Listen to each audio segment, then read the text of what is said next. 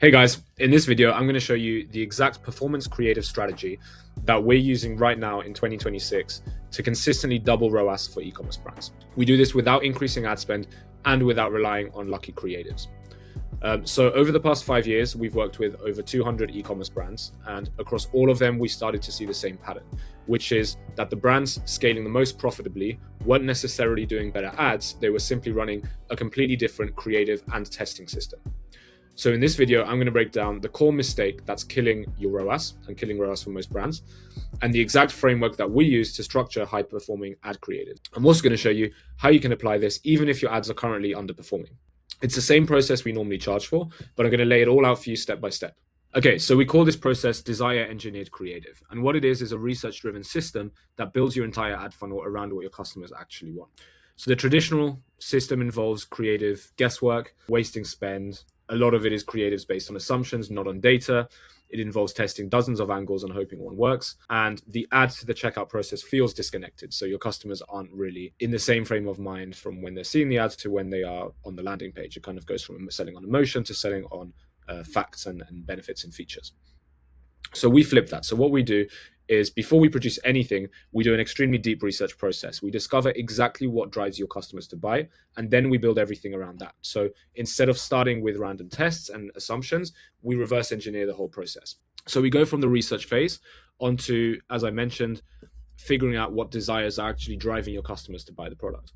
As well as that, we're aware that there are many different avatars that are buying your products. There are people at different stages of the awareness funnel, people who might already know they have the problem your product solves, people who've already tested competitors, or even customers that have used products similar to yours that haven't really worked as well as yours would. And that kind of brings us onto the awareness stage. So customers being at the different stage of the buying journey, we want to build desires that speak to all those different stages. Then we define the mechanisms that your product has in place to solve those desires. And then finally, we go on to testing, is where we see which desires are actually converting the best. So once we've done our deep research and we've identified the desires, we need to see which ones are actually converting.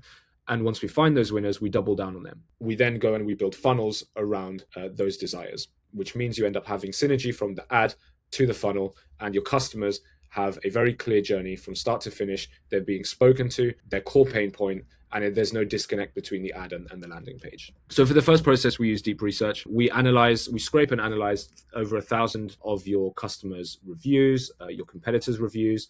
We go on forums, we go on Reddit, we try and find everything your customers are saying about why they bought your product. Through doing that, we identify the core desires. So to use an example of a supplement or fitness product, the surface desire might be, I want to get stronger. It could also be that you want to build more muscle. It could be appearance related. It could be wanting to recover faster. But behind each of those primary desires, you've got an emotional driver.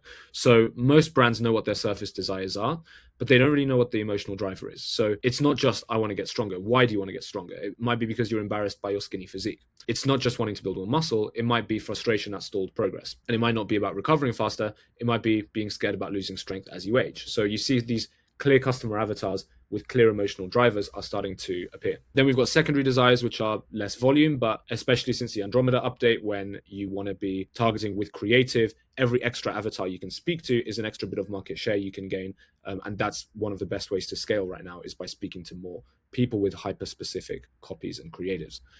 So you've got people wanting to keep up with their kids, people wanting to feel like themselves again, and not the core reason that people buy supplements, or in this case, I think this is a protein example, but clear avatars nonetheless.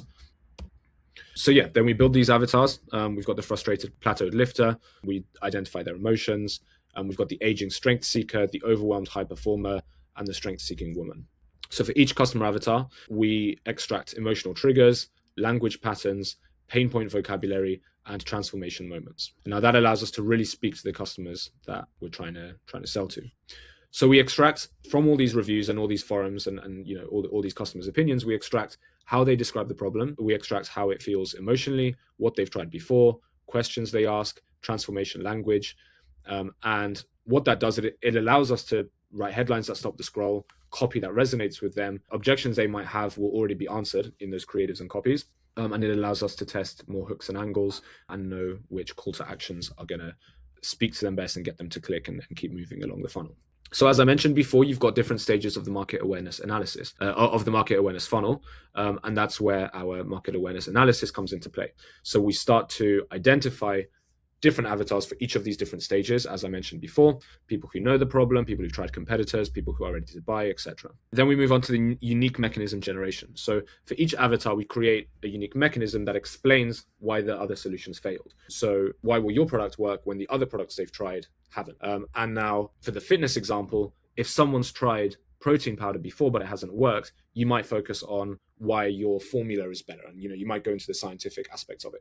But if someone's never even tried protein before and their pain point is sort of just get stronger, full stop, and that's something new to them, they've never tried to get stronger before, then you might want to answer something more basic, like your diet isn't the problem, it's the way you're supplementing it. Or it might be, you're working out in the gym 5 times a week, but your diet sucks and you're not getting enough protein. So your mechanism and the way your product solves the problem will differ for each customer avatar. So we want to sync that up with the desires and the emotional drivers as well. Finally, as I mentioned, we test and identify winners. So we actually put all these desires and all these avatars to test, and we see which ones are doing best. That allows us to then build the full funnel. So we know which ad is winning and which desires are winning. Now we build the landing page that speaks to that same desire, which means when someone sees the ad and then lands on the landing page, they're being spoken to in the same way. The desires keep being reinforced. We're hitting the same psychological triggers, and every touch point is hitting on that, which means by the time they get to checkout, they've been fully nurtured and they're ready to convert.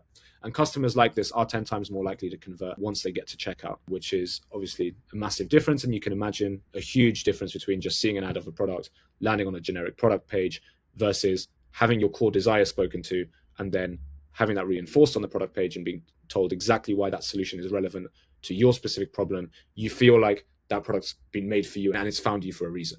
So that's the process, desire engineered creative.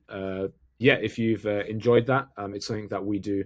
We normally charge for, and I recommend you go ahead and try it yourself. But if you are looking to have someone take care of this for you, or it's something you want to discuss, or you want an audit of what you're currently doing, then there will be a link in the description below.